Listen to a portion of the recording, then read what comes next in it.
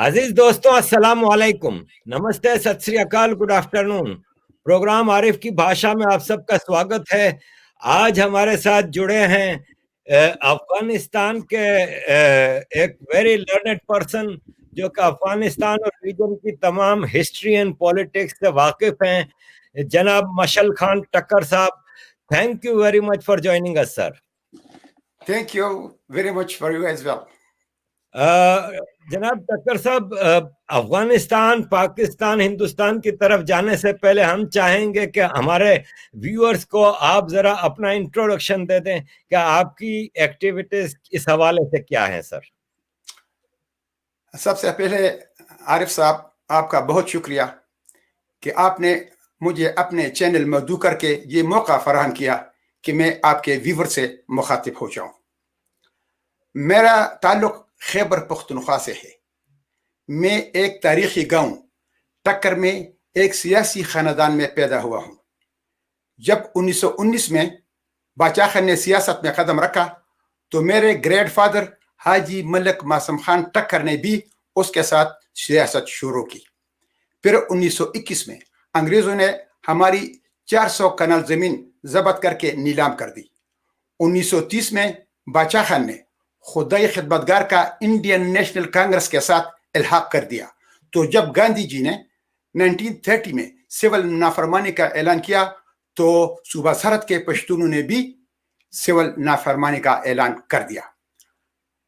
तो इस सिलसिले में अंग्रेजों ने मेरे ग्रैंडफादर को गिरफ्तार कर दिया। तो टक्कर गांव और इसके इर्द गिर्द इलाके के लोग अंग्रेजों के खिलाफ उठ खड़े हो गए।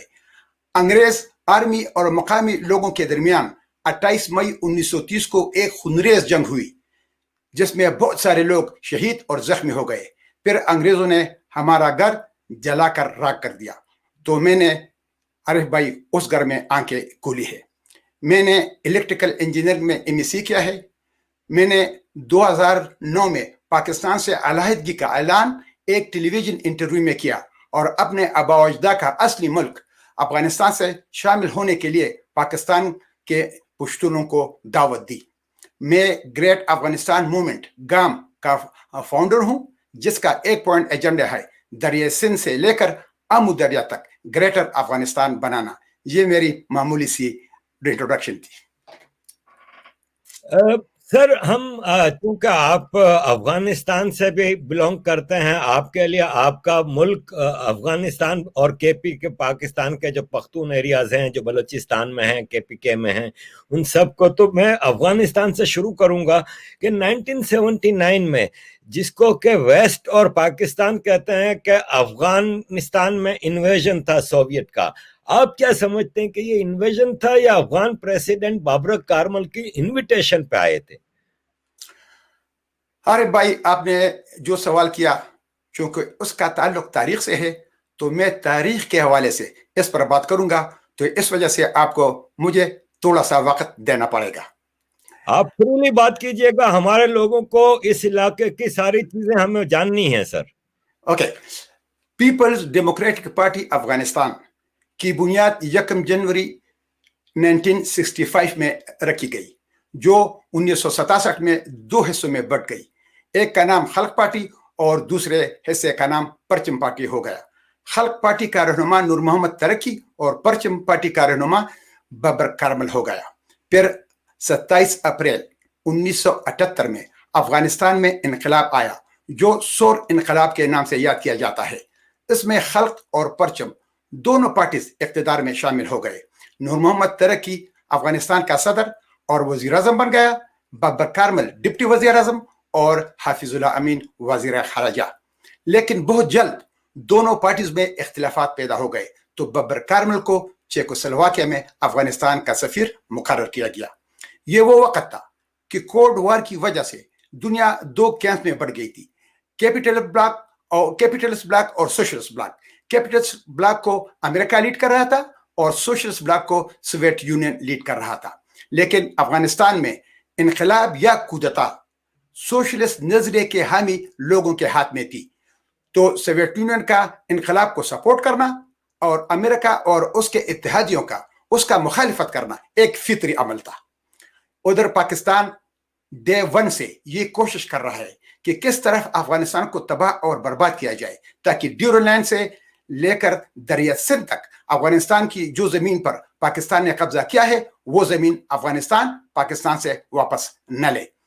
अफगानिस्तान में इनकलाब के बाद अमेरिका, पाकिस्तान और मुस्लिम वर्ल्ड से अफगानिस्तान में मुदाखलत शुरू हो गई, तो अफगानिस्तान में इनकलाब को खतरे का सामना करना पड़ा। हेरात में लोग इनकलाब के खिलाफ खड़े हो गए।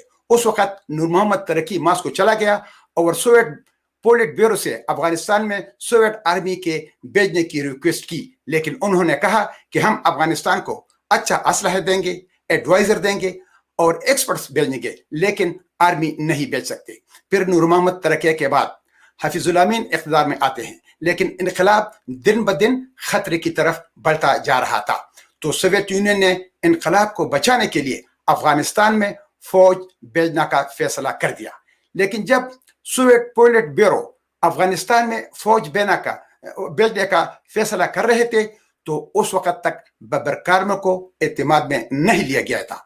फैसले के बाद बब्बर कार्मल और उसकी टीम को एतमाद में लेकर हफीजुल्लाह अमीन को इख्तिदार से हटाने और कार्मल को सदर बनाने का मंसूबा तैयार कर लिया गया। बब्बर कार्मल तो अफगानिस्तान का सदर नहीं था, तो वो कैसे सोवियत यूनियन को अफगानिस्तान फौज भेजने की दरख्वास्त कर सकता था? तो बब्बर कार्मल ने सोवियत आर्मी को अफगानिस्तान नहीं लाया, बल्कि सोवियत आर्मी ने बब्बर कार्मल को अफगानिस्तान लाया। और जब सोवियत आर्मी अफगानिस्तान से वापस चली गई, तो उस वक्त सोवियत यूनियन के वजीर खारिजा एडवर्ड शेवरनादजे ने अफगान कौम से माफी भी मांग ली थी कि अफगानिस्तान आर्मी भेजकर हमने बहुत गलती की थी। सर, इसी दौरान पाकिस्तान की तरफ से जो मुजाहिदीन के नाम से भेजे गए थे, बुरहानुद्दीन रब्बानी, हिकमत यार गुलबदीन, अहमद शाह मसूद, अब्दुल रशीद दोस्तम, ये हमारी तरफ से मुजाहिदीन का नाम दिया गया था। अमेरिका ने भी इनको मुजाहिदीन कहा था, इवन व्हाइट हाउस में इनका वेलकम हुआ था। आप as an Afghan, as a Pakhtun, उनको हीरो देखते हैं कि टेररिस्ट देखते हैं? हकीकत ऐसी है कि जनरल नसीरुल्लाह बाबर ने एक जर्नलिस्ट फरहाद अली खावर को एक इंटरव्यू दिया है, जिसमें उसने कहा कि 1973 में मुझे पाकिस्तान के वजीर आज़म जुल्फ़िकार अली भुट्टो ने बुलाया और मुझे कहा कि year 1993 is around the corner और ड्यूरन लाइन मुआहिदे की 100 साल पूरे हो रहे हैं, तो अफगानिस्तान ड्यूरन लाइन से लेकर दरिया सिंध तक अपनी जमीन की डिमांड करेंगे, तो अफगानिस्तान में आग लगना चाहिए। तो फिर नसीरुल्लाह बाबर ने कहा कि मैंने बुरहानुद्दीन रब्बानी, अहमद शाह मसूद और गुलबदीन हिकमतयार को बुलाया और पेशोर में बालाहिसार किले में उनके साथ मेरी मुलाकात हुई।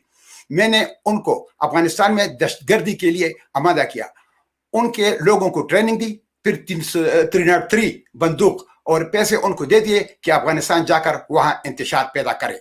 तो नसीरुल्लाह बाबर कहता है कि हमने अफगानिस्तान को अपने अफगानों के हाथों ऐसी आग लगा दी कि उस आग में न सिर्फ कि अफगानिस्तान जल गया, बल्कि सोवियत यूनियन भी जल गया और अफगानिस्तान को इतना कमजोर कर दिया कि अब वो पाकिस्तान से अपनी जमीन का मुतालिबा कभी भी नहीं कर सकेंगे। आईएसआई का पुराना रहनुमा हमीद गुल और परवेज मुशर्रफ दोनों ने इंटरव्यूज में कहा है कि जलालुद्दीन हक्कानी, अहमद शाह मसूद और ओसामा बिन लादेन तो हमारे हीरो थे, और डॉक्टर अब्दुल्ला और गुलबदीन हिकमतयार के बारे में हमीद गुल अपने इंटरव्यू में कहते हैं कि वो पाकिस्तान से बहुत मोहब्बत करते हैं और वो ऐसे ही पाकिस्तानी हैं जिस तरह हम हैं। High opener sir. 1985 में जिनीवा में एक मीटिंग होती है जिसमें तमाम अफगान ग्रुप्स, अमेरिका, पाकिस्तान सब शरीक हुए थे और कहा गया कि ये एक अकॉर्ड है, peace accord between different Afghan Warring वो, और सोवियत ने अपना फौज वापस ले गया है। तो वो मुआहिदा क्यों फेल हुआ? कौन उसको फेलियर के पीछे कौन था? असल में मास्को और काबुल के मुश्तरका ये तजवीज़ 1981 में सामने आई थी। उन्होंने दावा किया था कि सोवियत अफवाज अफगानिस्तान में इस वजह से दाखिल हुई थी कि अफगान हुकूमत का तख्ता उलटने से बचाया जाए। उस साजिश में अफगान बागी और गैर मुल्की अफवाज शामिल थे। तो सोवियत यूनियन इस बात पर इस्तिफसार करता था कि जब सोवियत आर्मी अफगानिस्तान से निकल जाएगी تو پھر جنگ ختم ہونی چاہیے. سیکرٹری جنرل کے دفتر یونائٹڈ نیشن کے دفتر کے زیر اہتمام 1982 میں اقوام متحدہ نے افغانستان سے سوویت انخلا کی سہولت کے لیے بات چیت کا آغاز کر دیا. اس کی فارمیٹ پر 1985 تک اتفاق رائے ہو گیا تھا. دسمبر 1985 کی بات چیت کے وقت سوویت یونین کا یہ مطالبہ تھا کہ سوویت انخلا کا عمل مکمل ہونے کے بعد مجاہدین کو پاکستان کے ذریعے اسلحہ کی فراہمی روکنا چاہیے، لیکن ان کی یہ بات نہیں مانی گئی. یہ معاہدہ سوویت یونین کا ایک کمزور معاہدہ تھا. میخائیل سرگئی گورباچوف نے اپنے ساتھ یہ دھوکہ دہی کا احساس کیا تھا، لیکن 1987 میں سوویت یونین افغانستان کو چھوڑنے کا عزم کر چکے تھے. اس لیے اس معاہدے کو متضاد افہام و تفہیم کے ساتھ مانا گیا کہ اسلحے کی فراہمی مجاہدین کو جاری رہے گی، اور پاکستان اس پر اصرار کرتا رہا کہ پاکستان مجاہدین کو اسلحہ سپلائی کرتا رہے گا. سرکاری طور پر جنیوا معاہدہ 14 اپریل 1988 کو اقوام متحدہ کے جنیوا ہیڈ کوارٹرز میں افغانستان اور پاکستان کے درمیان ہوا. امریکہ اور سوویت یونین ضامن کی حیثیت سے خدمات انجام دے رہے تھے، لیکن دوسری طرف پاکستان کی ایما اور شرارت پر افغان مزاحمتی گروپ یا مجاہدین نے اس معاہدے کو اس وجہ سے ماننے سے انکار کر دیا کہ نہ ہم جنیوا مذاکرات اور نہ معاہدے کے حامی تھے اور نہ ہم نے اس مذاکرات میں شرکت کی تھی، لہٰذا اس وجہ سے ہم اس معاہدے کی شرائط کو قبول کرنے سے انکار کرتے ہیں. اس کے نتیجے میں سوویت انخلا کی تعمیل کے بعد افغانستان میں خانہ جنگی شروع ہوئی. حالانکہ افغانستان اور پاکستان کے درمیان یہ دو طرفہ معاہدہ افغانستان اور پاکستان کا ایک دوسرے کے معاملات میں عدم مداخلت کے اصولوں پر تھا، لیکن ہمیشہ کے لیے پاکستان نے اس معاہدے کی پاسداری نہیں کی.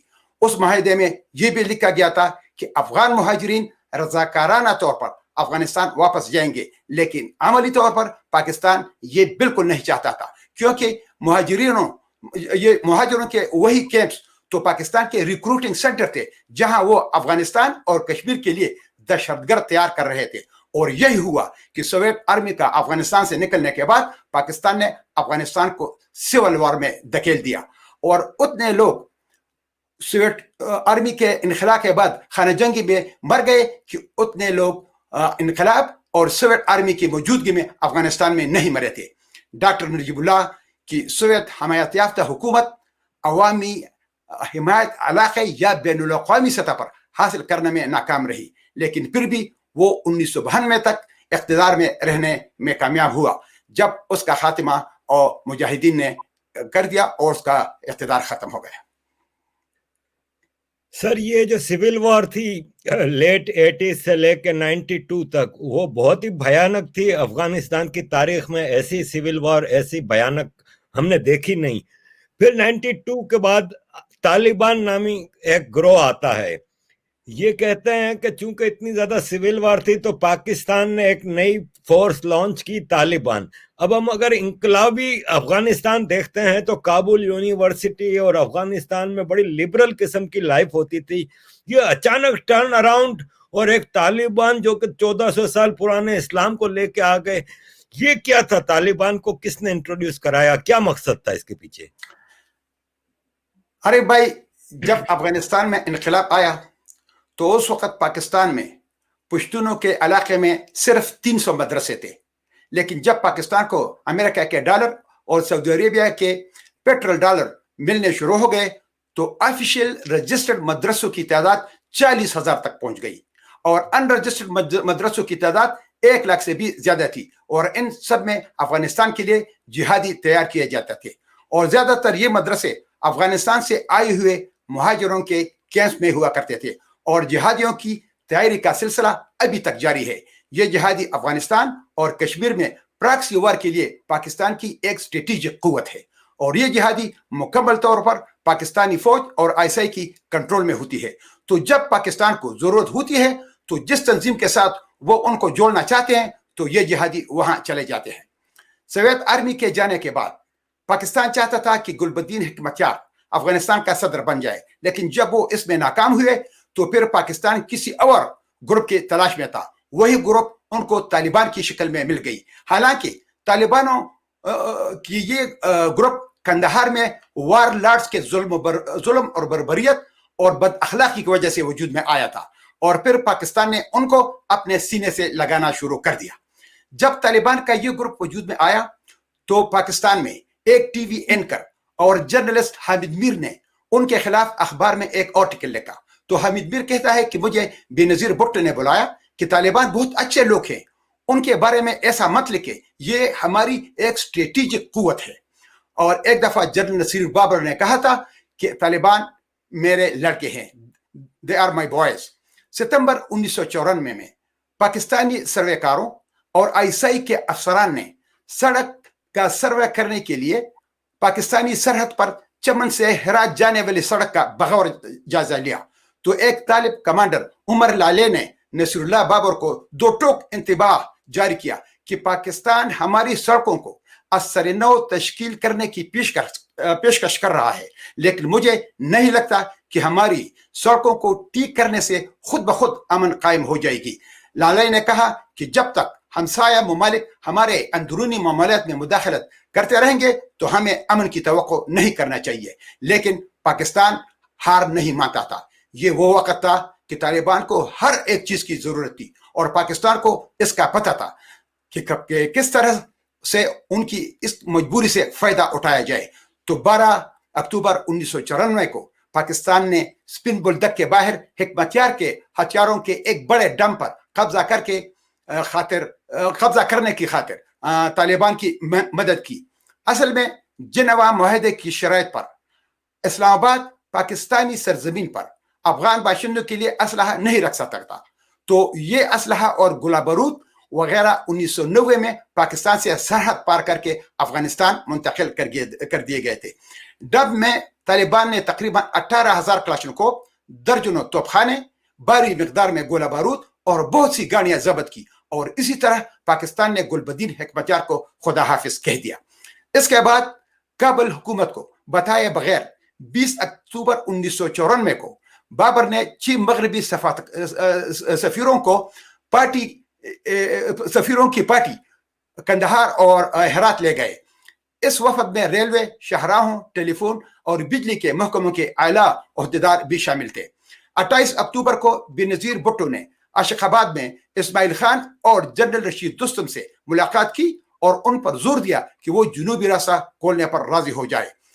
29 اکتوبر 1994 کو پاکستان کا 30 ٹرکوں کا ٹیسٹ قافلہ افغانستان کے راستے اشق آباد روانہ کرنا، مختلف شہروں پر طالبان کا قبضہ کرنا، اور 96 کے جلال آباد میں جلال آباد شورا کے لیڈر عبد القدیر خان کو سعودی عرب اور پاکستان کا $10 ملین کا رشوت دینا، اور پھر 26 ستمبر 1996 کو کابل پر قبضہ کرنے میں پاکستان نے طالبان کا بھرپور ساتھ دیا۔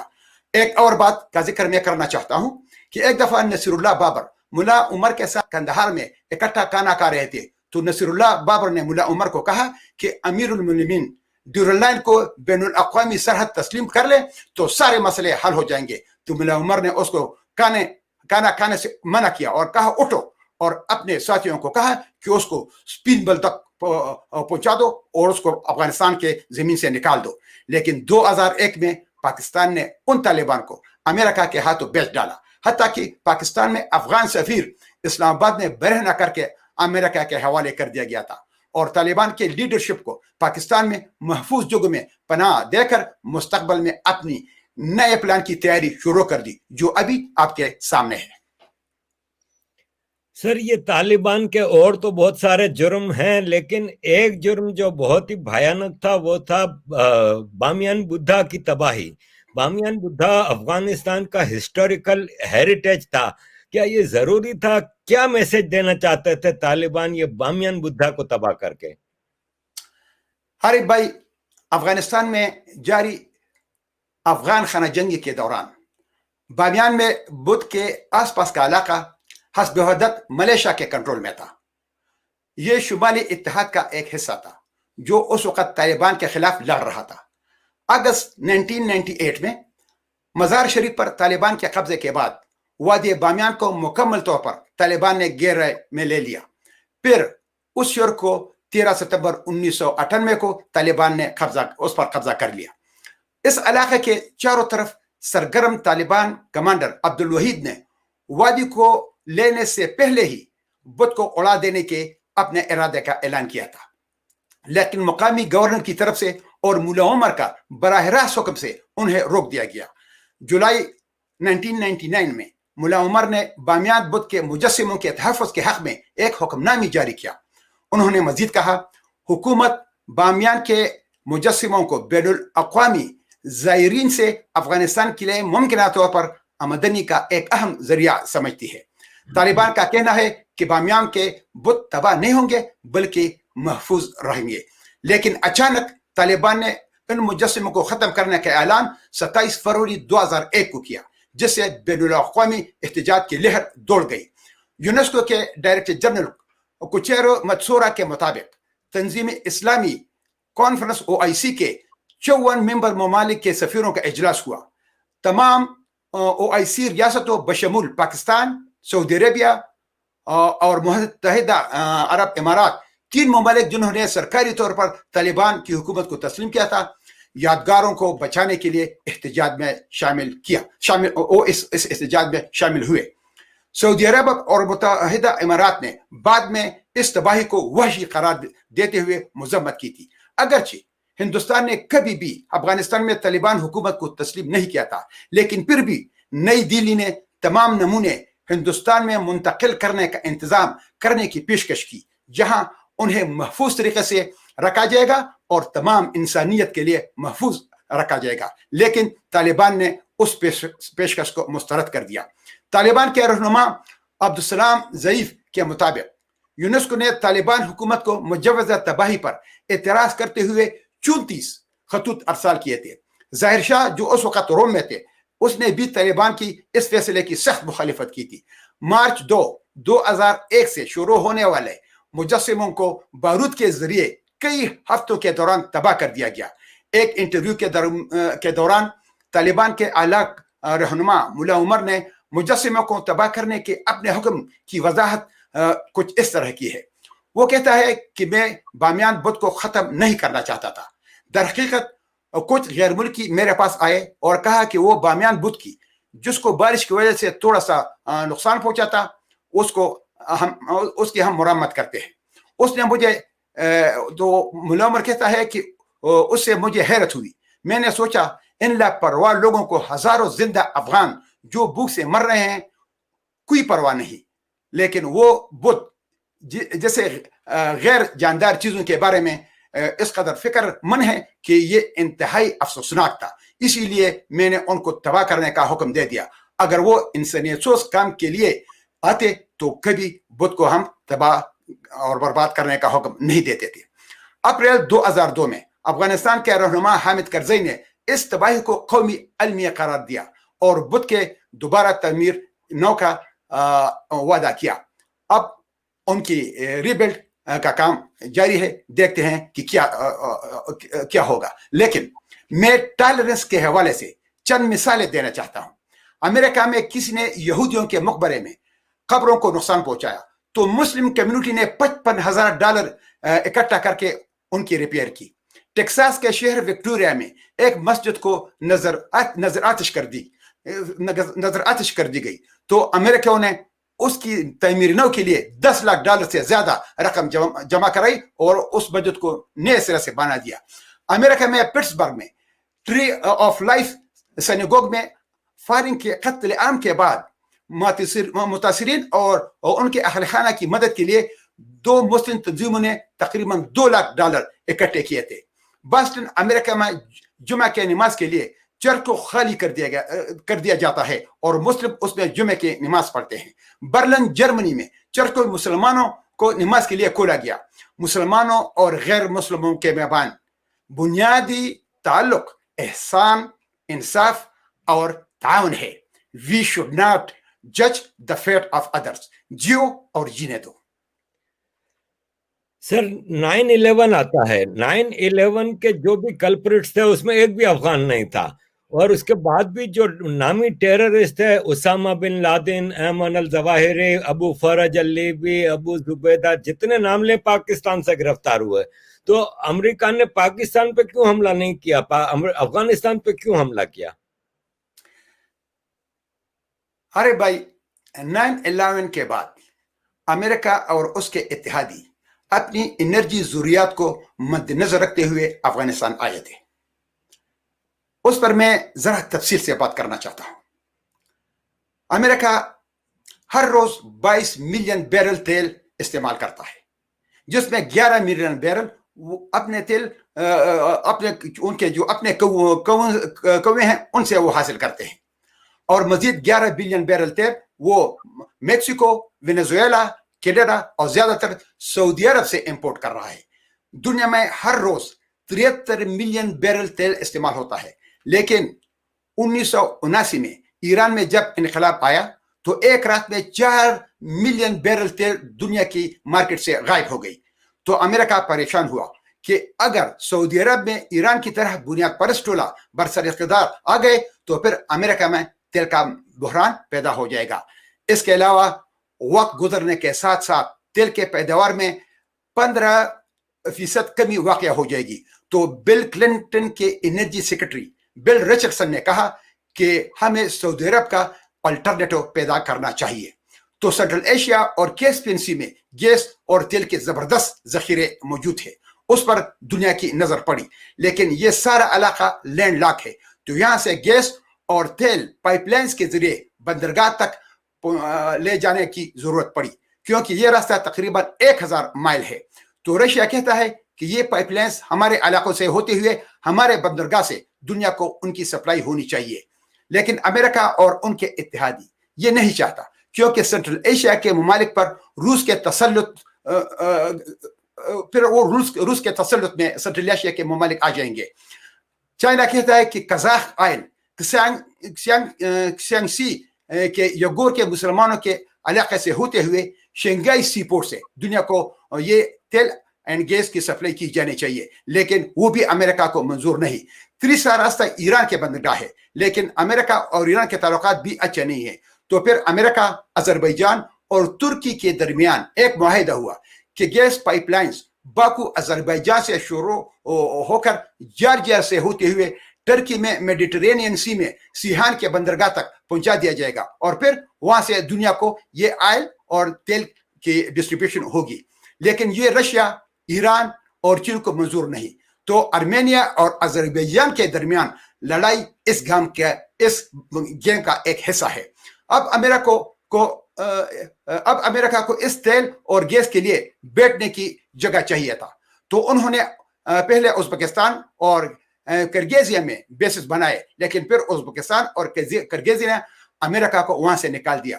تو واحد جگہ جہاں امریکہ بیٹھ سکتا تھا تو وہ افغانستان تھا. لیکن امریکہ کیا کہتا ہے؟ امریکہ کہتا ہے کہ ہم افغانستان اس وجہ سے گئے تھے کہ وہاں القاعدہ کے ٹریننگ کیمپس تھے اور طالبان گورنمنٹ ان کی مدد کر رہا تھا.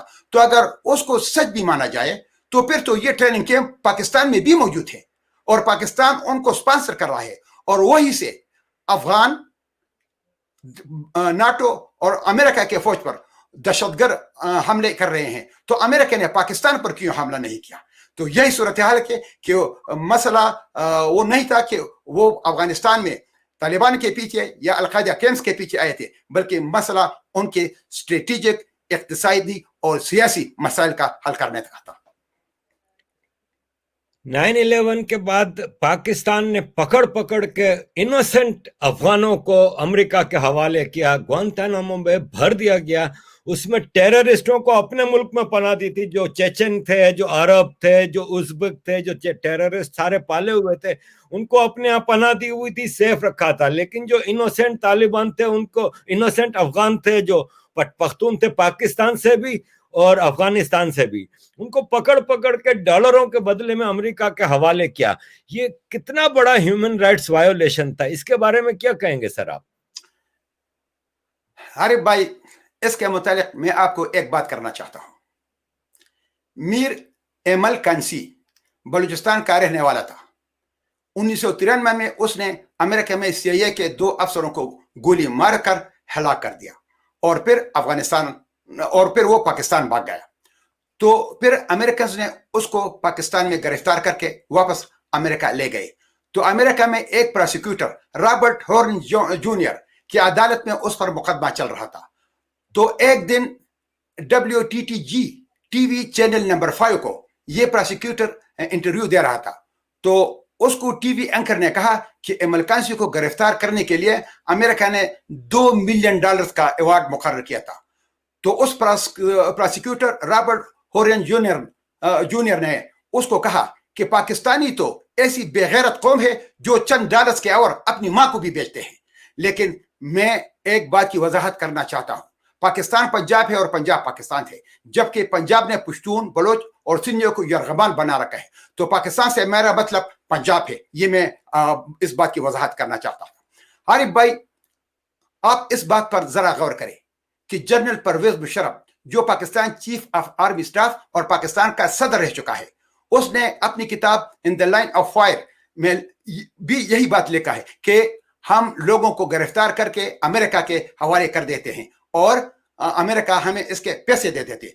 तो जिस कौम का दुनिया में ये रेपुटेशन हो कि वो चंद डॉलरों के अवज अपनी मां को भी बेचते हैं, तो उस मुल्क से आप क्या गिला कर सकते हैं कि वो अफगानिस्तान और पाकिस्तान के पश्तूनों को अमेरिका के हाथों बेचते थे। बाकी रही ह्यूमन राइट्स वायलेशन की बात, तो पाकिस्तान में जो कुछ हो रहा है, तो क्या ह्यूमन राइट्स ऑर्गेनाइजेशन को इसका पता नहीं? इसी वजह से in international human rights organisation की क्रेडिबिलिटी पर सवालिया निशान आता है। सर, पाकिस्तान के पश्तून की कौम की हम अगर बात करें, जो कि खास तौर पे केपीके और फाटा में मोस्ट डिप्राइव्ड नेशन है, ये इनके लिए ना कोई तरक्की है, ना स्कूल्स हैं, ना कोई वहां पे है। हालांकि सुना है कि आपके फाटा में नेचुरल रिसोर्सेज के अंबार लगे हैं जो पाकिस्तान आर्मी एक्सप्लॉइट करती है। पख्तूनों को पूरी दुनिया में एज ए टेररिस्ट ब्रांड बना के पेश किया जाता है। पाकिस्तान में अगर कहीं ट्रेनिंग होती है तो उसमें टेररिस्ट का जो मुजस्मा लगाया जाता है उसको पख्तून लिबास पहनाया जाता है। दुनिया को ये रजिस्टर करा दिया गया है कि पख्तून आर टेररिस्ट, जबकि मर भी पख्तून रहा है।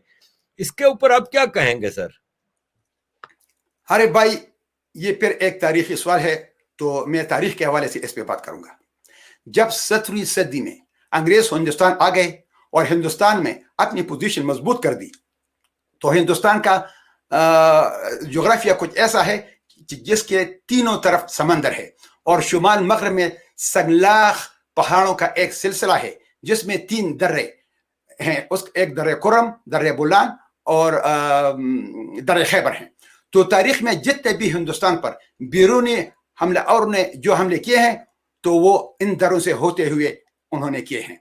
तो 17वीं सदी में उस वक्त 2 इस्तेमारी ताकत थे, एक रशिया और दूसरी बरतानवी इस्तेमार। तो अंग्रेजों के साथ डर था कि ऐसा ना हो कि रूस अफगानिस्तान से होते हुए इन दर्रों के रास्ते हिंदुस्तान पर हमला करे और अफगानिस्तान और हिंदुस्तान में अंग्रेजों के मफादात खतरे में पड़ जाएं। तो अपनी तसल्लुत को कायम करने के लिए अंग्रेजों ने अफगानिस्तान पर 2 जंग इम्पोज कर दिया, लेकिन पश्तूनों ने उनके साथ जो सलूक किया तो तारीख के औराक में महफूज है। तो फिर अंग्रेजों ने सोचा कि हम अफगानिस्तान पर हमला करते हैं, उनको वक्ती तौर पर फतह भी करते हैं, लेकिन फिर पश्तून उठकर हमें वहां से भगा देते हैं। तो फिर अंग्रेजों ने अपना बदनाम जमाना फार्मूला डिवाइन एंड रूल इस्तेमाल किया और पश्तूनों की कुव्वत तकसीम करने के लिए पश्तूनों को 12 नवंबर 1893 में डीरोलैंड के जरिए 2 हिस्सों में बांट दिए और फिर डीरोलैंड से हिंदुस्तान की तरफ पश्तूनों के इलाके को फर्दर तकसीम कर दिए। अंग्रेज हमेशा पश्तूनों की जेनोसाइड करते रहे और जब पाकिस्तान वजूद में आया तो चूंकि पाकिस्तान बरतानवी इस्तेमार का नाजायज औलाद है, तो पाकिस्तान ने भी पश्तूनों की नस्लकशी को जारी रखा। 12 अगस्त 1948 को बाबड़ा चारसदा खैबर पख्तूनख्वा में पश्तूनों की एक पुरअमन जुलूस पर पाकिस्तान पंजाबी फौज ने गोलियों का बूचार कर दिया, जिसमें 700 शहादतें हुई और बहुत सारे लोग जख्मी हुए। और सितमज़रीफ़ी देख कि पाकिस्तान के फौजी उन शहीदों के घर जाते थे और उनसे पैसों की डिमांड करते थे कि उनको मारने पर हमारे बंदूकों की गोलियां खर्च हुई हैं, तो उस गोलियों के पैसे हमें दे दे। कबायली पश्तूनों पर F-16 से बमबारी होती रही, उन पर 6000 हवाई हमले हुए और उन पर 12000 बम गिराए गए। 80,000 हमारे कबायली पख्तून भाई शहीद कर दिए गए اور وہ سلسلہ ابھی تک جاری ہے، کیونکہ مشرقی پاکستان میں ایک ذلیل شکست کے بعد پاکستان کے ساتھ ہر وقت یہ خوف ہوتی ہے کہ جلد یا بدیر افغانستان، یہ پختون جو ہے یہ اپنے پاکستان سے جدا ہو کر اپنی مدر لینڈ افغانستان کے ساتھ شامل ہو جائیں گے. تو اسی وجہ سے پاکستان میں پشتونوں کی جینوسائڈ شروع ہے. سر طالبان افغانستان کے اور ایک بنی تحریک تحفظ طالبان پاکستان. پاکستان کہتا ہے افغانستان کے طالبان تو بہت اچھے ہیں لیکن پاکستان کے طالبان ٹیررسٹ ہیں. یہ دونوں میں فرق کیا ہے؟ ارے بھائی، افغانستان اور پاکستان میں سرگرم پاکستانی طالبان دھڑوں کے شمالی اور جنوبی وزیرستان میں پناہ گاہیں ہیں جو وفاق کے زیر انتظام قبائلی علاقوں میں واقع ہیں. جب 2001 میں امریکہ نے افغانستان پر حملہ کیا تو بہت سارے القاعدہ، ازبک، چچن اور افغان پاکستان کے قبائلی علاقے میں چلے گئے اور پاکستان نے ان کو سینے سے لگا لیا. لیکن جب پاکستان پر بیرونی دنیا کا دباؤ آ گیا تو پاکستان آرمی نے 2002 میں ان کے خلاف کارروائی شروع کی. لیکن اس وقت تک القاعدہ نے مقامی لوگوں میں بہت کام کیا تھا، تو عام لوگوں کی القاعدہ سے تعلقات پیدا ہوئے تھے. تو جب پاکستان نے القاعدہ کے خلاف ظاہراً کارروائی شروع کی تو اس کے رد عمل میں عام لوگ، قبائلی جو ہمارے بھائی ہیں، پاکستان آرمی کے خلاف ہو گئے. لیکن اس وقت وہ مختلف گروپوں میں تقسیم تھے. آخر دسمبر 2007 میں 13 گروپس اکٹھا ہو کر تحریک طالبان پاکستان TTP کی بنیاد رکھی گئی اور بیت اللہ مسعود کو اپنا لیڈر چنا. تحریک طالبان پاکستان نے القاعدہ سے نظریاتی رہنمائی حاصل کی ہے اور القاعدہ کے ساتھ روابط برقرار رکھے ہوئے ہیں. TTP کے بہت سے رہنما افغانستان میں لڑائی کے سابق جنگجو تھے جنہوں نے نیٹو کی زیر قیادت بین الاقوامی سلامتی امدادی force, international security assistance force کے خلاف لڑائی کی تھی. لیکن پاکستان نے TTP میں بھی اپنی پینیٹریشن شروع کر دی اور باجوڑ ایجنسی میں مولوی فقیر محمد کی سربراہی میں ایک دڑا طالبان سے جدا کر دیا جو پاکستان کی حمایت کر رہا تھا. اسی طرح وزیرستان میں مقیم پاکستانی طالبان رہنما حافظ گل بہادر اور مولوی نذیر TTP کی پاکستان سیکورٹی فورس کے خلاف جنگ لڑنے کی پالیسیوں کو منظور نہیں کرتے تھے. 25 اگست 2008 کو پاکستان نے اس گروپ پر پابندی عائد کر دی. دسمبر 2008 کے آخر میں اور جنوری 2009 کے اوائل میں ملا عمر نے ملا عبداللہ ذاکر کو اس کی سربراہی میں ایک وفد بھیجا تاکہ TTP کے ممبران کے اختلافات کو دور کرنے اور افغانستان میں امریکی موجودگی کا مقابلہ کرنے میں افغان طالبان کی مدد کرنے پر راضی کرے. بیت اللہ مسعود، حافظ گل بہادر اور مولوی نذیر نے فروری 2009 میں اس پہ اتفاق کیا اور شورے اتحاد المجاہدین تشکیل دی. ملا عمر اور اسامہ بن لادن سے اپنی بیعت کی. تاہم یہ شورا بہت زیادہ دیر تک نہیں رہا اور اس کے اعلان کے فوراً بعد ہی کولیپس ہو گئے. اگست 2009 میں بیت اللہ مسعود کے مرنے کے بعد حکیم اللہ مسعود TTP کا لیڈر مقرر ہوا. TTP کے ڈھانچے میں مرکزی کمان کا فقدان ہے. TTP کے مختلف دڑوں اپنے اثر و رسوخ کے مقامی علاقوں تک وہ محدود رہتے ہیں اور اکثر اس علاقے سے باہر اپنی کارروائیاں بڑھانے کی اہلیت سے محروم رہتے ہیں، جبکہ افغان طالبان میں مرکزی کمان موجود ہے. امریکی عہدیداروں کا کہنا ہے کہ پاکستانی آئیسائی افغانستان میں حملے کرنے والے 3 بڑے گروپ کو ان کی براہ راست مدد کر رہا ہے. کوئٹہ پاکستان میں قائم افغان طالبان جن کی کمان ملا محمد عمر کے زیر انتظام تھا، گلبدین حکمتیار کے زیر انتظام عسکریت پسندوں کا نیٹ ورک اور گوریلا رہنما جلال الدین حقانی کے زیر انتظام ایک اور مختلف گروپ. یہ سب حکیم اللہ مسعود کے زیر انتظام TTP کے برخلاف پاکستان کا ایک اسٹریٹجک اثاثہ سمجھا جاتا تھا اور وہی اب بھی ہے، جس نے پاکستانی فوج کو اب محاذرائی میں مصروف کر رکھا ہے. یہ میں TTP کی بات کر رہا ہوں. افغان طالبان اور TTP دونوں گروپ میں ایک دوسرے کے ساتھ اتحاد نہیں ہوتا ہے. افغان طالبان کے ایک ترجمان نے نیو یارک ٹائمز کو بتایا تھا، ہم TTP کے ساتھ شامل ہونا پسند نہیں کرتے، کیونکہ ہم نے پاکستانی طالبان جنگجوؤں کے ساتھ تمام وابستگی کو مسترد کر دیا ہے۔ ہمیں ان کی مسلمان ہونے کی حیثیت سے ہمدردی ہے، لیکن اس کے علاوہ ہمارے درمیان کچھ بھی نہیں ہے۔ طالبان کے 3 گروپس ہیں: قنداری طالبان جو ملا عمر کے گروپ سے مشہور ہے، پکتیا طالبان جس کی سربراہی سراج الدین حقانی کر رہے ہیں، اور ٹی ٹی پی جو پاکستان کے لیے اصل خطرہ ہے۔ قنداری اور پکتیا افغان طالبان کے بڑے رہنما کے پاکستان میں محفوظ پناہ گاہیں ہیں، اور پاکستان ان کو اپنا ایسٹ سمجھتی ہے۔ افغان طالبان اور پاکستان طالبان میں بنیادی فرق یہ ہے کہ افغان طالبان پاکستان میں حملوں میں ملوث نہیں ہیں۔ ان کی کوششیں افغانستان میں افغان اور بین الاقوامی فوج سے لڑنے پر مرکوز ہے۔ ان اختلافات کے باوجود پاکستانی طالبان کے تمام دڑے ملا عمر کو رہنما یا امیر المومنین کہتے تھے، لیکن Afghan Taliban T T P کے پاکستان پر حملوں کو کنڈیم کرتے تھے۔ افغان طالبان کے نقطہ نظر سے اگرچہ انہوں نے پاکستان کے اندر پاکستانی طالبان کے حملوں سے انکار کیا ہے، لیکن وہ تحریک طالبان پاکستان سے انکار کرنے میں ہچکچاہٹ محسوس کر رہے ہیں، اور وہ یہ نہیں چاہتے کیونکہ انہیں قبائلی علاقوں میں پاکستانی طالبان کی مدد کی ضرورت ہے تاکہ وہ اپنی محفوظ پناہ گاہوں اور محفوظ مقامات کو برقرار رکھ سکے، اور ساتھ ہی ساتھ پشتون قبائلوں کو افغانستان میں لڑنے کے لیے وہاں سے بھرتی بھی کی جائے۔ اب تو نہ حکیم اللہ مسعود زندہ ہے اور نہ مولانا فضل الرحمان پیر نور ولی مسعود طالبان کا لیڈر بن گیا۔ یہ اب افغانستان اور پاکستان کے طالبان میں فرق ہے۔ سر، باچا خان ایک قداور شخصیت، پختونوں کے ایک عظیم لیڈر، پھر ان کے بعد ان کے بیٹے ولی خان صاحب آئے۔ پختون میں پھر ایک لیڈرشپ کا فقدان تھا۔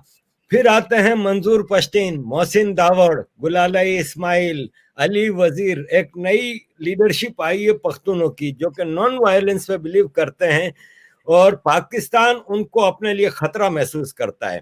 آپ اس نئی لیڈرشپ کو کیسے دیکھتے ہیں؟ کیا نان وائلنس کے ذریعے آپ ان پاکستان کے جو پنجابی فوج ہے، دہشت گرد، ان کا مقابلہ کر سکیں گے؟ ارے بھائی، میں ایک ایسے گھر میں پیدا ہوا جس کا باچا خان فیملی سے 100 سال کا سیاسی تعلق ہے، 100 سال کا۔ میرے گھر میں ٹکر میں اب بھی عوامی نیشنل پارٹی کا جھنڈا لہرا رہا ہے۔ جہاں تک ہمارے قبائلی پشتون بھائیوں کا تعلق ہے تو ان کے ساتھ پاکستان نے بہت ظلم کیا ہے۔ بیچارے سالوں سال اپنے گھروں سے بے دخل ہو کر گرمیوں میں خیموں میں اپنے چھوٹے چھوٹے بچوں کے ساتھ زندگی گزار رہے ہیں۔ نہ تعلیم، نہ اسپتال، نہ زندگی کے دوسرے ضروریات ان کو مہیا ہے۔ لیکن کراچی میں نقیب اللہ مسعود کو شہید کرنے کے بعد محسود تحفظ موومنٹ کی بنیاد رکھی گئی کہ نقیب اللہ مسعود کو انصاف ملنا چاہیے۔ بعد میں محسود تحفظ موومنٹ پشتون تحفظ موومنٹ پی ٹی ایم میں تبدیل ہو گیا۔ لیکن میں یہاں ایک تاریخی بات کرنا چاہتا ہوں۔ خان عبدالغفار خان جو باچا خان کے نام سے بھی مشہور ہے، اس نے 88 سال پشتونوں کو عدم تشدد کے نام پر سرخ ٹوپیاں پہنا دی۔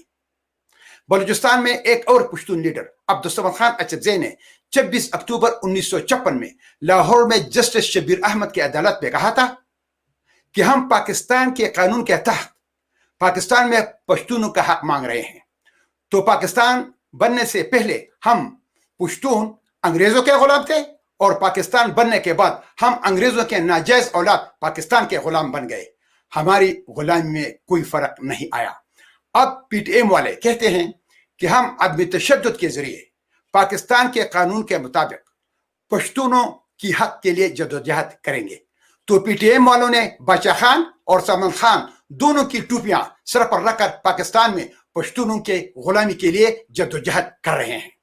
ہماری تنظیم گریٹ افغانستان موومنٹ گام اس کا ایک ہی ایجنڈا ہے کہ دریا سندھ سے لے کر دریا آمو تک اپنی آباء و اجداد کا اصلی وطن گریٹ افغانستان کو بنانا ہے۔ ہم پاکستان سے آزادی چاہتے ہیں، لہٰذا میں مستقبل میں پی ٹی ایم کے وجود میں پاکستان میں پشتونوں کی غلامی کا تسلسل دیکھ رہا ہوں۔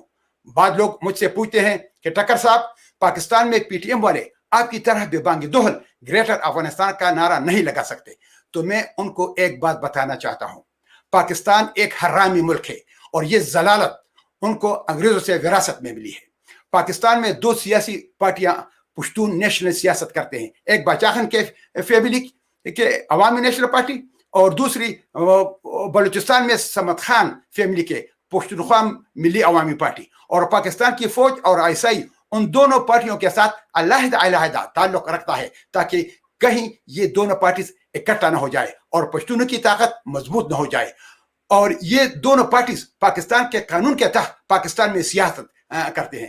لیکن جب پی ٹی ایم میدان میں آ گیا تو اب پختونوں کی طاقت 3 حصوں میں بڑھ گئی، اور پی ٹی ایم کو جو بھی لوگ دوسری سیاسی پارٹیوں سے آتے ہیں تو وہ یا تو عوامی نیشنل پارٹی سے آتے ہیں اور یا پختونخوا ملی عوامی پارٹی سے آتے ہیں. مثلا محسن داول عوامی نیشنل پارٹی سے آیا ہے، تو پی ٹی ایم کے آنے سے پشتونوں کی طاقت 2 کی جگہ 3 حصوں میں تقسیم ہو گئی، جس سے پختونوں کی طاقت بہت کمزور پڑ گئی. اور یہی پاکستان چاہتا ہے کہ پختون ایک پلیٹ فارم پر جمع نہ ہو جائے. سر، آپ نے اپنا مقصد بتایا کہ آپ کا مقصد ہے افغانستان کے پختونوں کو یونیفیکیشن، اور جو پورا پختون ایریا ہے وہ ایک کنٹری ڈیورنڈ لائن ختم کرنا آپ کا مقصد ہے. آپ دیکھتے ہیں کہ ڈیورنڈ لائن ختم ہوگی ان لوگوں کے ہوتے ہوئے. اب میں جنیوا جاتا ہوں یونائٹڈ نیشنز کے اجلاس میں، تو وہاں پہ جب یہ پی ٹی ایم والے آتے ہیں تو ان کا جب پروٹیسٹ ہوتا ہے تو وہ کہتے ہیں منظور پشتین نے کہا ہے کہ افغانستان کا جھنڈا نہیں چاہیے، ہمیں کالے جھنڈے لگاؤ، خالی افغانستان کا جھنڈا نہیں چاہیے. اور کوئی انڈین این جی او یا میڈیا قریب آئے تو انٹرویو تک دینے سے ڈرتے ہیں کہ نہیں ہم انڈینوں سے بات نہیں کریں گے، ہمیں پاکستان میں رہنا ہے اور ہم پاکستان. تو کیسے چلے گا جب آپ نے بتایا کہ 3 لیڈرشپ ہیں پختون کی پاکستان میں، وہ اگر یونیفیکیشن کے لیے آگے نہیں بڑھتے تو آپ اپنا لاہے عمل بتائیں کہ آپ کیسے افغانستان اور پختونوں کو یونائٹڈ کریں گے. ارے بھائی، ایک تو یہ میرا ایمان ہے کہ جلد یا بدیر ڈیورنڈ لائن تاریخ کا حصہ بن جائے گا. اب پشتون جاگ اٹھے ہیں، خاص کر پاکستان میں نوجوان پشتون نسل اب سمجھ گئے ہیں، اور اب ان کو اس بات کا احساس ہو گیا ہے کہ پاکستان میں وہ ہمیشہ پنجاب کی غلامی میں زندگی گزاریں گے. کیونکہ پاکستان کے پارلیمنٹ میں 55% سیٹس وہ صرف پنجاب کے ہیں، تو اگر باقی سارے 3 صوبے اکٹھے بھی ہو جائے تو پھر بھی ان کا مقابلہ نہیں کر سکتے. افغانستان میں بھی افغان جوان نسل اب اس بات پر تلے ہوئے ہیں کہ اب وقت آ گیا ہے کہ ہم ڈیورنڈ لائن سے لے کر دریا سندھ تک اپنی زمین پاکستان سے لے کے رہیں گے، اور پاکستان میں اپنے پشتون بوئی سے مل کر گریٹر افغانستان بنائیں گے. ارے بھائی، جہاں تک اس بات کا تعلق ہے تو میں آپ کو ایک اہم بات بتانا چاہتا ہوں. اب پختونخوا میں ان 3 قوم لیڈروں نے اپنے پختونوں کو یرغمال بنا رکھا ہے. لیکن کیونکہ میں نے 17 نومبر 2019 کو پاکستان کے خلاف اعلان جنگ کیا تھا، اور میں 2019 کو افغانستان پہنچا، اور اس کے تیسرے دن میں نے جانا تھا کندہار، وہاں کا لوگوں کو اکٹھا کر کے اپنی بات کو آگے بڑھانا تھا. پاکستان پر حملے کی بات میں کر رہا ہوں. تو اس وقت آپ اندازہ لگائے محمود خان اچکزئی کو، جو پشتونخوا ملی عوامی پارٹی کا لیڈر ہے، اس کو پاکستان نے افغانستان بھیجا کہ آپ مشال خان ٹکر کو یا افغانستان سے نکالے، اور یا اس کو کہے کہ وہ اپنے جو پاکستان پر حملے کا اس نے جو ارادہ کیا ہے یہ ارادہ وہ ترک کر دے. تو میں جس ہوٹل میں ٹھہرا ہوا تھا تو محمود خان اچکزئی بھی اس ہوٹل میں ٹھہرا ہوا تھا، سرینا ہوٹل میں، اتفاق. اب یہ ہے کہ ایک دن اتفاق سے میرے کمرے سے بہت سارے لوگ نکل رہے تھے، تو اس کے ساتھ میری ملاقات ہوئی، کیونکہ لفٹ سے باہر نکلا تو اس کے ساتھ میری ملاقات ہوئی، اور لوگ بھی تھے. تو اس کو پھر میں نے ٹیلی فون کیا اس کے دوسرے دن کہ میں آپ کے ساتھ ملنا چاہتا ہوں. تو اس نے کہا کہ اچھا میں ذرا مصروف ہوں، جب ٹائم مجھے مل جائے تو آپ کے ساتھ میری ملاقات ہو جائے گی. وہ 1 مہینہ وہاں پر رہا، اور میں 2 مہینے 9 دن اس ہوٹل میں رہا، لیکن اس نے میرے ساتھ ملاقات نہیں کی، کیونکہ وہ ڈرتا تھا کہ میں پاکستان جا کر اگر ان کو کہوں کہ میں نے مشال خان ٹکر سے ملاقات کی ہے تو یہ لوگ مجھے اعتماد نہیں کریں گے کہ کیا بھی مشال خان کے ساتھ ہے. آپ اندازہ لگائے. ایک دوسری بات میں آپ کو بتا رہا ہوں، اسی وقت पाकिस्तान के फौज के जो स्पोक्समैन था जनरल आसिफ गफूर, उसने इंटरनेशनल मीडिया को इस्लामाबाद में कहा कि मशाल खान टक्कर वो कनाडा से अफगानिस्तान क्यों आया है। अब मेरे पास क्योंकि उसको पता था कि ये पेशावर का पख्तून है, ये अफगानिस्तान वाला पख्तून नहीं है। उसने जो कुछ कहा है वो ये करेगा। इसके अलावा वो एक एजुकेटेड पर्सन है, एक तारीखी घर और एक सियासी घर से ताल्लुक रखता है, उसको हर एक बात का पता है, और उसने जो बात कही है वो अफगानिस्तान पर हमला करेगा। आप अंदाजा लगाइए, जब मैंने लोगों की रजिस्ट्रेशन शुरू की तो 1 घंटा में पाकिस्तान पर हमले के लिए, जब मैंने लोगों की रजिस्ट्रेशन शुरू की काबुल में, तो 1 घंटे में 17,000 लोगों ने मुझे अपने शनाख्ती कार्ड भेज दिए। उसमें 1200 लड़कियां भी शामिल थी। तो अफगानिस्तान पर इतना प्रेशर पड़ा कि अफगानिस्तान के जो सिक्योरिटी ऑर्गेनाइजेशन है, उन्होंने आकर मुझे हर दूसरे तीसरे दिन आते थे कि भाई आप यहां से निकल जाए, पाकिस्तान का हम पे बहुत ज्यादा प्रेशर है और आपकी जिंदगी खतरे में है। मैंने कहा मैंने नहीं निकलता, लेकिन उन्होंने मुझे अफगानिस्तान से निकाला। क्यों? क्योंकि अफगानिस्तान की एक भी हुकूमत ये नहीं चाहता है कि अफगानिस्तान ग्रेटर अफगानिस्तान बन जाए, क्योंकि उनको पता है कि पेशोर के पख्तून 58 मिलियन पीपल है और अफगानिस्तान में पख्तून 18 से 20 मिलियन है, बाकी मिलाकर तकरीबन 35 मिलियन बन जाते हैं। तो अगर वो सब भी इकट्ठा हो जाए फिर भी पेशोर के पख्तून का मुकाबला नहीं कर सकते। तो उनका साथ ये डर है कि ये जब हमारे साथ शामिल हो जाए तो फिर सदर भी वो होंगे और सब कुछ ये होंगे और हमारा भाई फिर कोई पूछता भी नहीं है। तो इसी वजह से बादशाहों से लेकर अफगानिस्तान में कोई भी जो अर्ग में बैठा होता है वो ये नहीं चाहता है कि ग्रेटर अफगानिस्तान बन जाए, क्योंकि हम एक दूसरे से 1834 में अलहदा हुए हैं। 1834 में 185 साल हो गए हैं कि हम एक दूसरे से अलहदा हुए हैं, लेकिन हम आखिर इकट्ठे क्यों नहीं हो रहे हैं? इसी वजह से कि पाकिस्तान के जो मैं उनको सो कॉल्ड कंपरेस लूदी कहता हूं, ये जो बादशाह खान वगैरह जो लोग मैं आपको बता रहा हूं, वो भी ये नहीं चाहते हैं कि ग्रेटर अफगानिस्तान बन जाए, क्योंकि वो कहता है कि फिर हमारी हैसियत नहीं रह जाएगी, और अफगानिस्तान के बादशाह भी नहीं चाहते हैं। लेकिन अब लोग ये चाहेंगे। मैं आपको एक जरूरी बात बताना चाहता हूं कि जब हम रवाना हो जाएंगे अफगानिस्तान से, मैं अपने बात से बिल्कुल इनकार नहीं करता, हम पाकिस्तान पे हमला करेंगे। ग्रेट अफगानिस्तान मूवमेंट का ये एक एजेंडा है कि हमने पाकिस्तान पर हमला करना है, जो भी सूरत हाल हो, जल्द या बदेर। मैं अब थोड़ा सा इंतजार कर रहा हूँ कि क्या हो रहा है, फिर मैं जाऊंगा अफगानिस्तान। ये मैं आपको बताना चाहता हूँ। तो जब हम वहां रवाना होंगे तो ये जो सो कॉल्ड लीडर ने उन पश्तूनों को यरगमाल बना रखा है, फिर वो लोग उनकी बात नहीं सुनेंगे, वो मेरी बात सुनेंगे। और वो हमारे ये उन्होंने मुझे बताया है, उनके सेंट्रल कमेटी के मेंबर ने मुझे बताया है कि टक्कर साहब फिर हम आपको आपके वेलकम के लिए ड्यूरल लाइन पहुंच जाएंगे। तो इसी वजह से पाकिस्तान को फिक्र था कि वो मशाल खान टक्कर कनेर से पाकिस्तान क्यों आए। सर, बलूचिस्तान के लोग आज़ादी मांग रहे हैं, सिंधु देश भी आज़ादी मांग रहे हैं। मेरी बलूचिस्तान के लोगों से जो आज़ादी के जो लीडर हैं, मरी कबीले से हैं, बुगटी कबीले से हैं, मेरी उनसे बातचीत होती है। तो मैंने उनसे पूछा कि आपके बलूचिस्तान में आधे लोग तो पख्तून हैं, कोयटा आपका जो कैपिटल है वो तो पूरा पख्तून एरिया है, तो आप क्या करेंगे? तो उन्होंने ये कहा कि पख्तून यहाँ पे सदियों से हैं और इनका हक उनकी जमीन पे है। बलूचिस्तान के जितने हिस्से में वो रहते हैं वो पख्तूनों का एरिया है। हम आजाद होंगे, पख्तूनों को आजाद होना है हमारे साथ, तो हमारे साथ रहें। अफगानिस्तान के साथ मिलना है, अफगानिस्तान के साथ जाएं। पाकिस्तान के साथ रहना है, पाकिस्तान का गुलाम बन के रहें। हम अपने बलोच एरिया की बात करते हैं। तो क्या आप एक कोऑर्डिनेशन देखते हैं इन बलोच लीडर्स के साथ और सिंधी लीडर्स के साथ to get rid of Punjabis? मैं आपको एक बात बताना चाहता हूं आरिफ भाई, अफगान बलोच जो हमारे भाई हैं, मैं उनकी तारीफ 3 तरीके से करता हूं कि अफगानिस्तान में, और मैं पेशावर क्वेटा को महकूम अफगानिस्तान कहता हूं, ऑक्युपाइड अफगानिस्तान, اس میں 3 قسم کے بھائی رہتے ہیں. ایک قومی بھائی, اگر میں پختون ہوں دوسرا پختون ہے وہ میرا قومی بھائی ہے.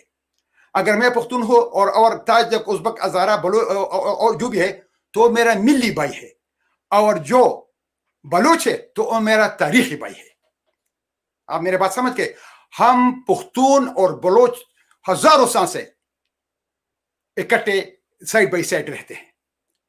ہم ہمیشہ سردیوں میں گرمیوں میں آئی مین ٹو سے کہ اچھے حالات میں برے حالات میں ہم اکٹھے رہ چکے ہیں.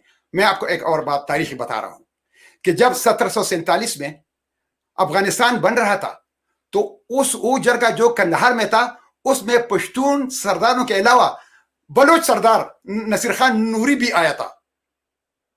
تو بلوچ بھائیوں کا یہ بھی حق بنتا ہے کہ وہ کہے کہ افغانستان کے بنانے میں وہ جو جرگہ تھا اس میں ہمارا ہاتھ بھی ہے, یہ اس کا حق ہے. اس کے علاوہ نصیر خان نوری اس کی نیس کے ساتھ احمد شاہ بابا نے شادی کی تھی, ٹھیک ہے. اب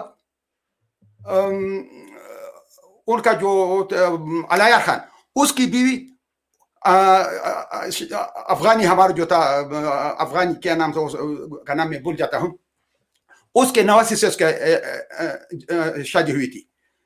خیر بخش بری کی بیوی پشتون ہے, بکٹی کی بیوی پشتون.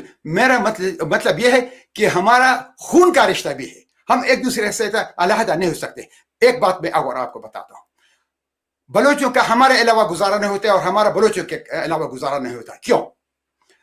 بلوچستان اس کا ایک طرف ایران ہے جو ان کا دشمن ہے, دوسری طرف پاکستان ہے جو اس کا دشمن ہے, تیسری طرف سمندر ہے, ایک ہی راستہ ہے جو افغانستان ہے.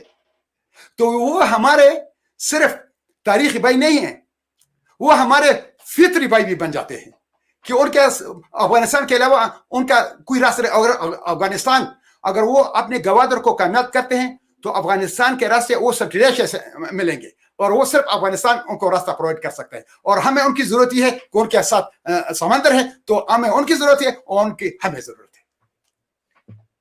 Sir, Hindustan India regional super power, Afghanistan میں بھی اگر ری بلڈنگ میں کسی نے پازیٹیو کردار ادا کیا تو ہندوستان نے کیا. وہاں پہ police training, civil service training, infrastructure development. آپ کیوں ہندوستان سے مدد نہیں حاصل کرتے؟ ایک آپ کا اتنا عظیم مقصد ہے, آپ کیا دیکھتے ہیں کہ کیا Hindustan in any time in future آپ کے ساتھ کوئی مدد کریں گے یا آپ کا ساتھ دیں گے؟ میں آپ کو ایک بات بتا رہا ہوں, آپ نے بہت زبردست سوال کیا, آئی اپریشیٹ اٹ. میں سارے ہندوستانیوں کو ایک بات بتانا چاہتا ہوں کہ ہندوستان کی آزادی میں صوبہ سرحد اب خیبر پختونخوا ہے, ان پختونوں کی خون شامل ہے جس میں بھی آپ کے سامنے بیٹھا ہوں کہ میرا گھر کا خون بھی ہندوستان کی آزادی میں شامل ہے. اب یہ ہندوستان کی اخلاق کی فرض بن جاتی ہے کہ وہ ہماری ہیلپ کرے کہ ہم پاکستان سے آزادی لے کر اپنے آبا و اجداد کے وطن افغانستان سے شامل ہو جائے. یہ میں ہندوستان کے سارے لوگوں کو اور ہندوستان کے حکومت کو کہتا ہوں کہ آپ لوگوں پر ہمارا قرض بنتا ہے کہ آپ کے لیے ہم نے اپنا خون دیا ہے, اب یہ آپ کی باری ہے کہ آپ ہمارے لیے ہمارا خدمت کریں. سر, لاسٹ کوشچن کہ پریزیڈنٹ ٹرمپ نے کہا ہے کہ ہم افغانستان کو کرسمس سے پہلے چھوڑ دیں گے, تو کیا آپ سمجھتے ہیں کہ افغان گورنمنٹ اتنی پاورفل ہے کہ وہ طالبان سے نپٹ لے گی یا کیا ہوگا پھر؟ ارے بھائی, اس سوال سے پہلے آپ نے ایک اور سوال بھی کیا تھا کہ افغانستان میں ہندوستان بہت زیادہ انویسٹمنٹ کر رہا ہے اور اسکول. اس قسم کا سوال مجھ سے واشنگٹن میں بھی وائس آف امریکہ نے کیا تھا. میں نے ان کو کہا تھا کہ ہندوستان اور پاکستان دونوں افغانستان میں مداخلت کر رہے ہیں, لیکن ان کی نوعیت مختلف ہے. انڈیا افغانستان میں سڑکیں, ہسپتال, برجز, بلڈنگز, ڈیم وغیرہ بنا رہے ہیں. افغانستان کے مختلف اداروں کے لوگوں کو ٹریننگ دے رہے ہیں تاکہ مستقبل میں افغانستان اپنے پیروں پہ کھڑا ہو جائے. لیکن پاکستان उन सबको तबाह करने पर तुला हुआ है। तो ये अफगानिस्तान में पाकिस्तान और हिंदुस्तान के रोल्स का मुआवजना है, जो मैंने वॉइस ऑफ अमेरिका को भी किया था और मैं अब भी आपको कर रहा हूं। और यही वजह है कि आप अफगानिस्तान में किसी भी बच्चे से पूछे तो वो आपको बताएगा कि अफगानिस्तान का असली दुश्मन पाकिस्तान है, जिसने अफगानिस्तान को पत्थर के जमाने तक पहुंचा दिया है, और हमारा असली दोस्त हिंदुस्तान है, जो यहां पर इन्वेस्टमेंट करके अफगानिस्तान को बना रहा है। अब बात रही क्लिंटन का कि वो ये कह रहा है कि मैं निकल जा रहा हूं अफगानिस्तान से। देखिए अरे भाई, ये फिर मैं आपको तारीख के हवाले से ये बात साबित करता हूं कि ये क्या होगा। आज से 100 साल पहले जो ग्रेट गेम था, तो उसमें 2 मेन खिलाड़ी थे, ब्रिटिश एम्पायर और रशियन एम्पायर।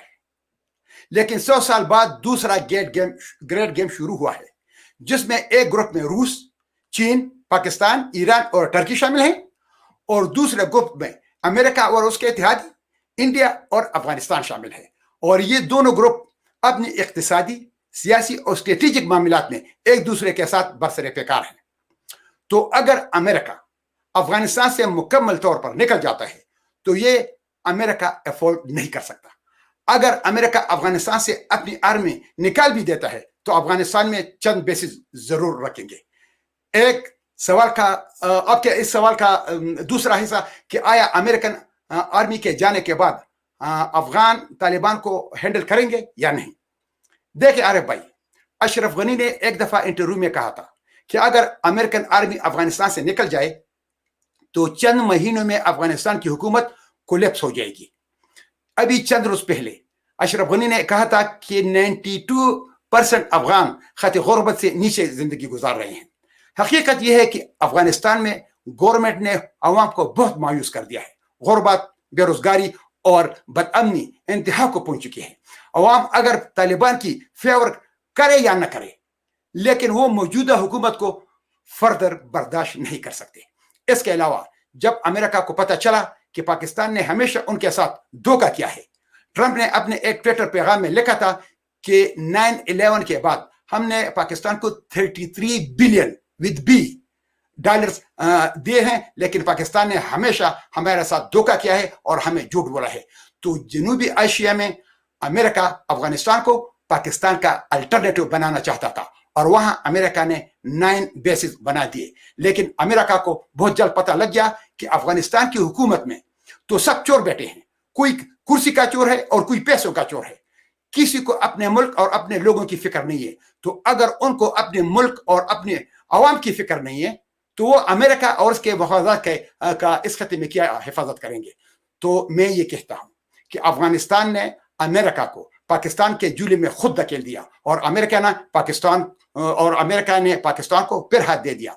पाकिस्तान ने तालिबान को अमेरिका के साथ मेज पे बैठा दिया। 18 महीने अमेरिका और तालिबान के दरमियान बातचीत हुई, लेकिन अफगान हुकूमत को उस मुज़ाकरात से दूर रखा गया। 29 फरवरी 2020 को कतर दोहा में अमेरिका और तालिबान के दरमियान मुआहिदा हुआ।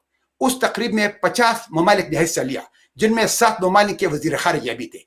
अमेरिका ने अफगानिस्तान की हैसियत को दुनिया से मनवा लिया।